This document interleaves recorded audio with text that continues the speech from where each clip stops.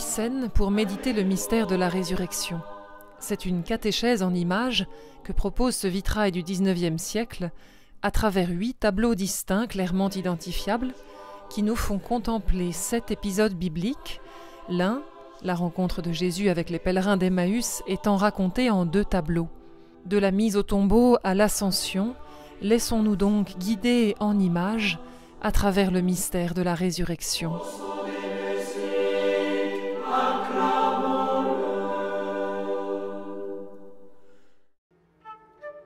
Joseph d'Arimathie était venu réclamer le corps de Jésus, nous dit l'Évangile. Pilate le lui ayant permis, il prit donc le corps, le roula dans un linceul propre et le mit dans le tombeau neuf qu'il s'était fait tailler dans le roc. Puis il roula une grande pierre à l'entrée du tombeau et s'en alla. Or, il y avait là Marie de Magdala et l'autre Marie, assises en face du sépulcre. Le vitrail les a tous rassemblés, Joseph et peut-être Nicodème, le disciple bien-aimé et les 2 Maries. C'est le temps de la douleur partagée.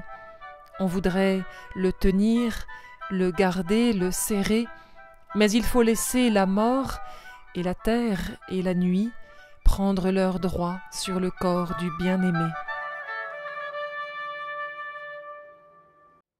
C'est le seul épisode sur lequel l'Évangile et ses volontaires ne disent rien, car le fait de la résurrection échappe tant au sens qu'à l'intelligence de l'homme.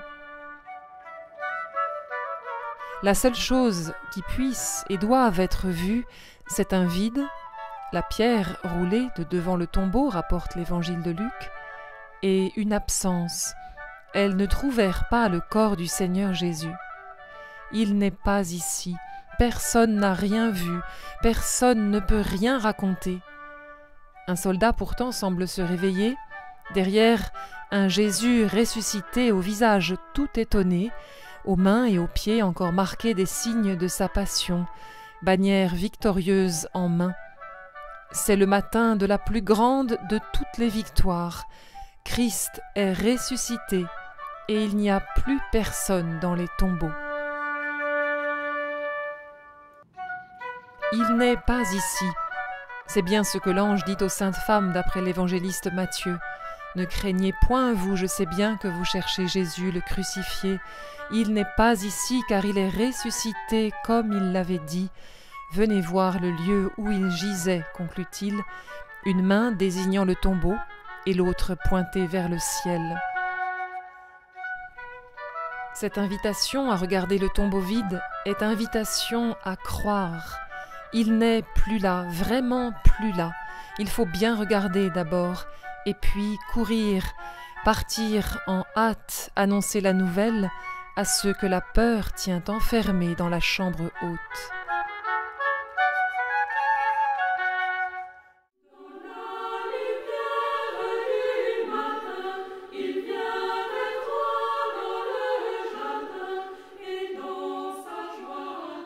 C'est encore une femme, Marie de Magdala, que l'évangéliste Jean présente comme la première à avoir rencontré le ressuscité dans le jardin du sépulcre. La scène est connue, que le vitrail retrace selon les canons habituels. Marie à genoux tendant les mains vers celui qu'elle vient de reconnaître et voudrait saisir, et Jésus debout devant elle, une pelle dans une main, l'évangéliste précise qu'elle l'avait pris pour le jardinier, arrêtant son geste de l'autre. « Ne me touche pas, car je ne suis pas encore montée vers le Père, mais va trouver mes frères et dis-leur, je monte vers mon Père et votre Père, vers mon Dieu et votre Dieu. »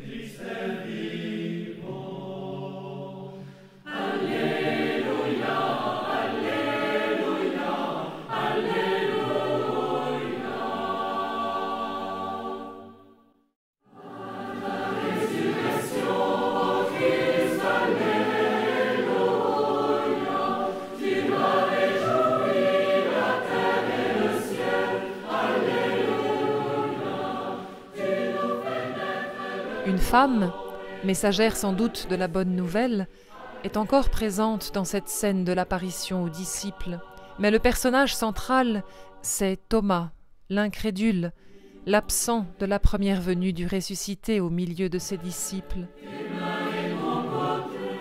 C'est encore Jean qui raconte cet épisode. Jésus vient, les portes étant closes, et il se tint au milieu et dit « Paix à vous ». Puis il dit à Thomas « Porte ton doigt ici, voici mes mains.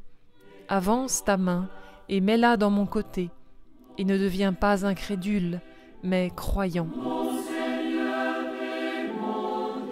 L'Évangile ne dit pas qu'il ait fait un seul geste, contrairement à ce que montre le vitrail, une seule parole de Jésus, un regard peut-être aussi, a suffi pour qu'en lui la foi l'emporte sur le doute.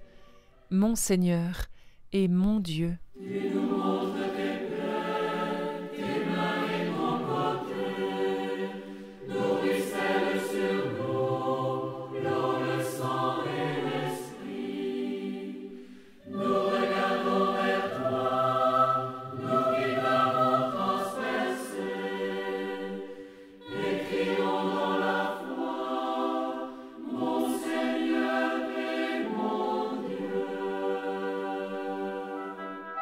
On dirait 3 frères en chemin, même vêtements, un bâton à la main ou sur l'épaule, 3 pèlerins marchant sur une route dont les rubans dessinent un horizon déjà lointain.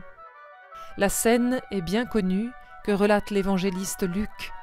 C'est la rencontre de Jésus avec 2 disciples en route vers Emmaüs.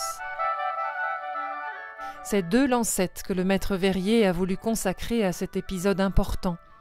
Le chemin partagé tout d'abord, où le cœur des disciples est tout brûlant déjà.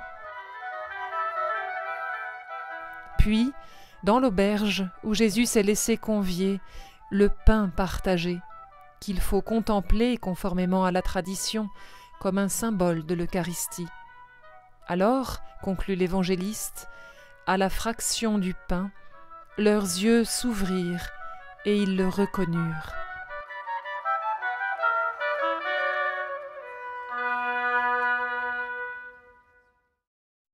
Jésus a fait sous les yeux de ses disciples beaucoup d'autres signes, dit encore l'Évangile. Le maître Verrier devait en être conscient, qui choisit de conclure son cycle de la résurrection, non par une ultime scène d'apparition du ressuscité, au bord du lac de Tibériade par exemple, mais par son ascension au ciel du milieu de ses disciples, tous serrés autour de lui, comme les brebis autour du berger, illustrant en cela les derniers versets de l'Évangile de Luc. Jésus les emmena jusque vers Béthanie, et levant les mains, il les bénit. Et il advint, comme il les bénissait, qu'il se sépara d'eux et fut emporté au ciel. Pas de peine, ni de nostalgie dans le cœur des disciples. Jésus leur a tout donné, la vie nouvelle, la joie qui ne passe pas, son Esprit Saint. Pour eux, s'étant prosternés devant lui, ils retournèrent à Jérusalem en grande joie, et ils étaient constamment dans le temple à bénir Dieu. Alléluia.